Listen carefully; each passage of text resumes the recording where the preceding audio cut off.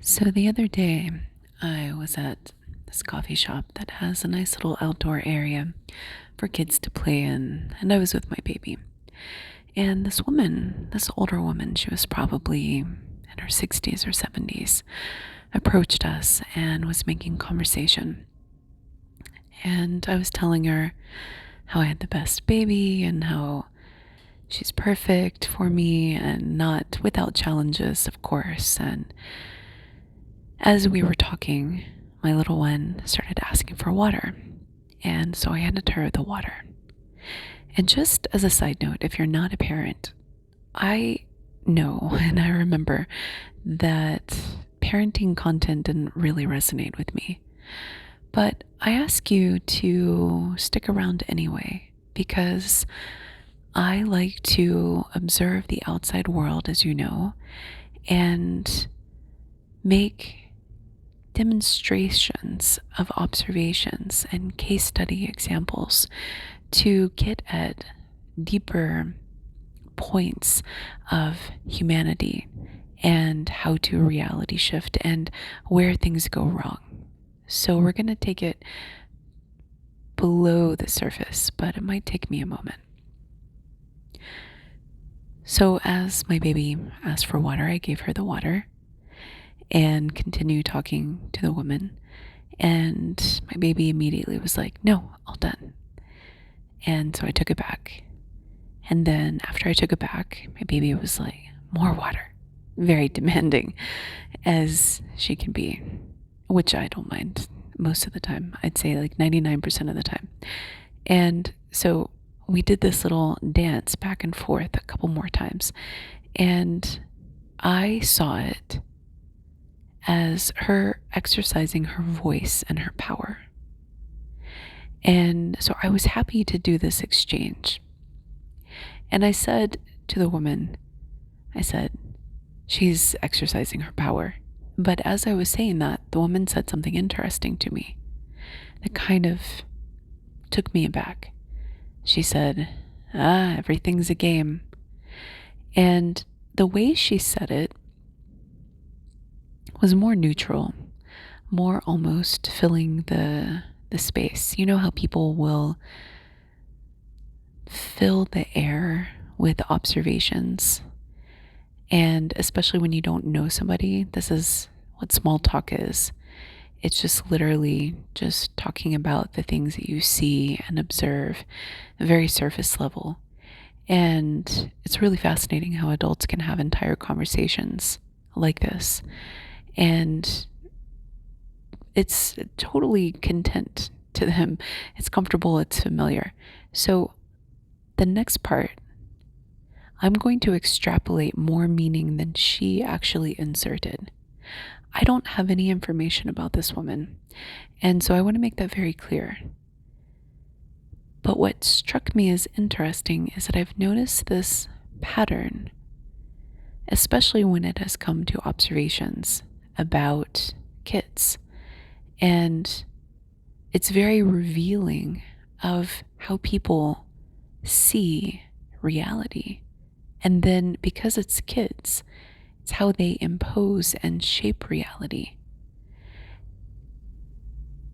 If this woman, let's just say, carried this perspective that that type of exchange was game playing, again, know nothing about her, and she had kids, how do you think she would react to her children under a similar situation? Because if she had a negative connotation about it, and she didn't, it was just a neutral statement, but it was interesting because it was very revealing nonetheless. If she had a negative bias, then when her children went to exercise their voices and their power, she might shut them down because she would see it as game playing. Now, I don't know her potential imaginary children. Perhaps that's what it means to her. But I do know my child. And my child was actually practicing speaking. This is new for her. She is excited by the prospect that she has a say in her impact on the world and her immediate surroundings. And she's talking so much that it is blowing my mind. It's absolutely blowing my mind. And I don't see these occurrences as negative.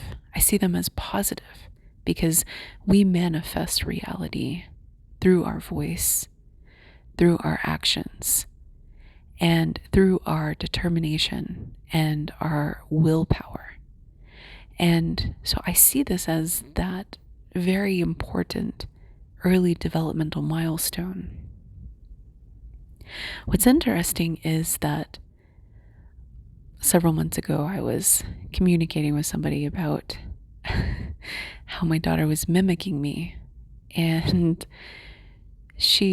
whenever she would go to pick up a block, this is really funny.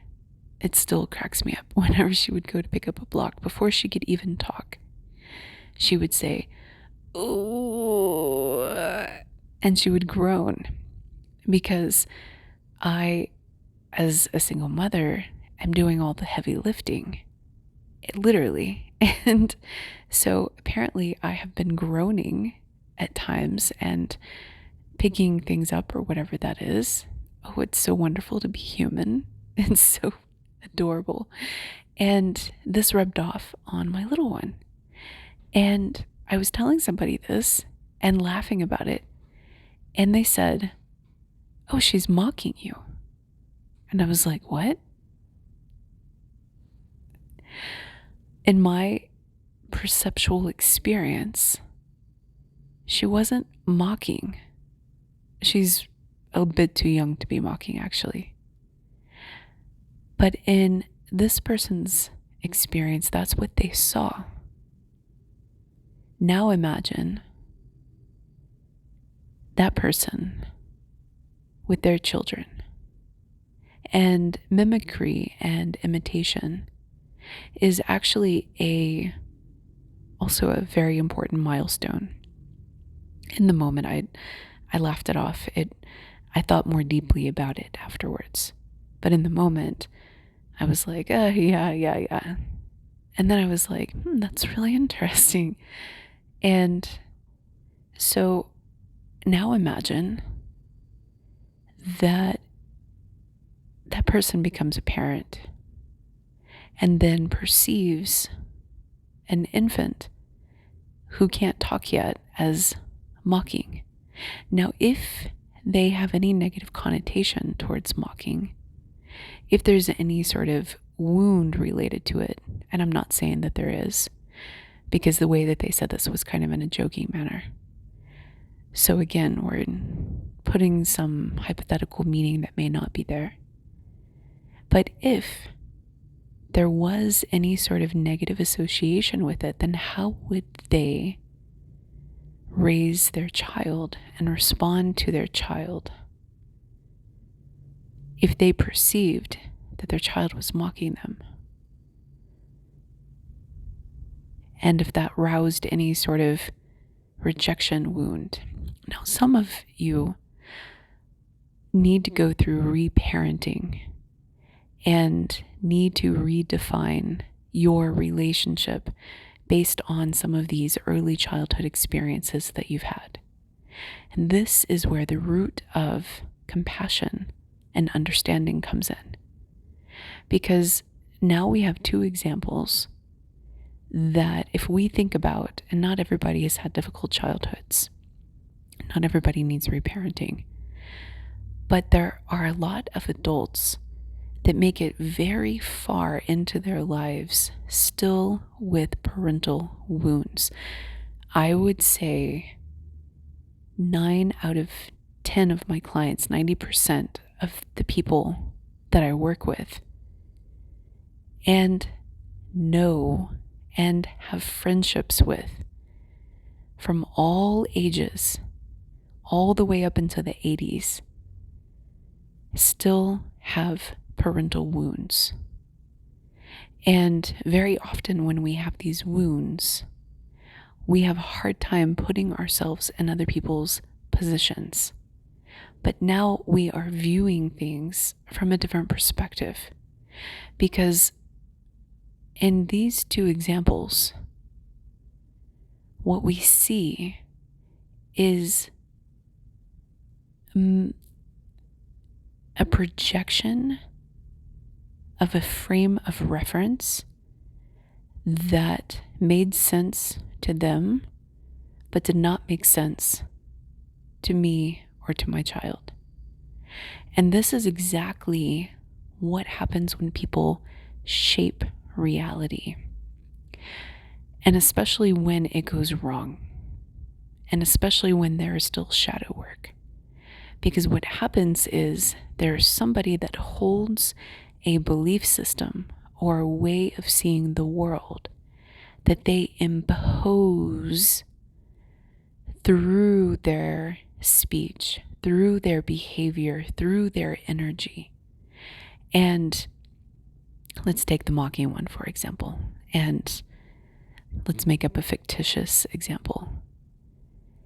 And let's say that they do have some wound related to childhood that they're still carrying around, but they become a parent and they see their child is mocking them because of this unresolved wound.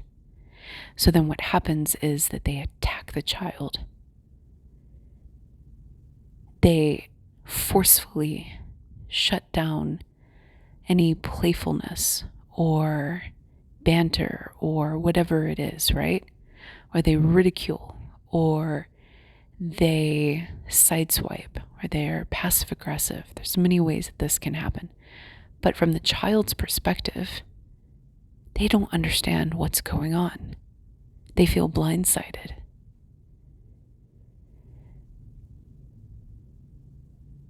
And so, as a result, this shapes the experience of what it's like to be a child under the care of that parent who also had an experience of being a child under the care of another parent who may have had the same wound. And this is what generational trauma is about, is the carry down and the trickling effect of psychological patterns which manifest themselves as behavior on top of children where it doesn't make sense. And so it creates this perversion of seeing objective reality, because the child, especially when they're innocent or they're not intending that, starts to turn in circles because they're like, I'm just trying to talk. You know, if they could think like an adult and talk back, they would say things like, I'm just practicing my milestones. What's going on? Everything's a game. That's not what the woman said. You know, I'm not trying to insinuate anything. Stop playing games. And the child's like, I'm just practicing. Can I have some? No, everything's. And then so they stop advocating for their needs, right? And extreme examples.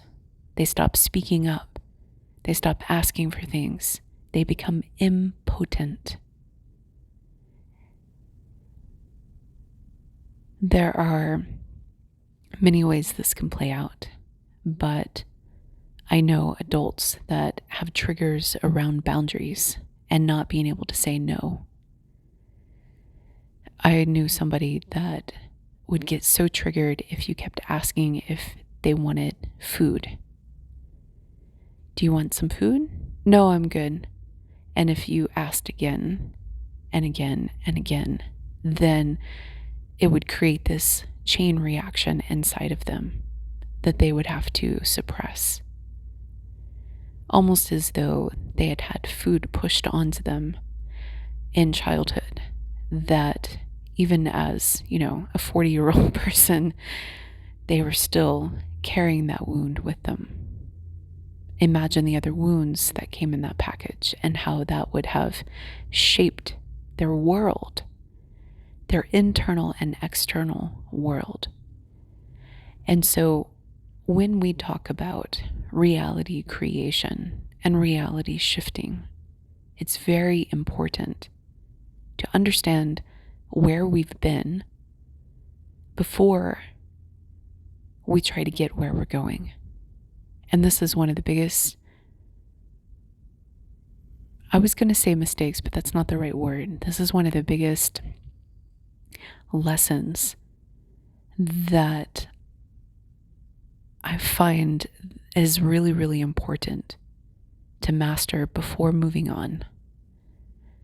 Because if you try to shift too early, there is a delicate process of reality creation and shaping your new world that overwrites. You literally overwrite it.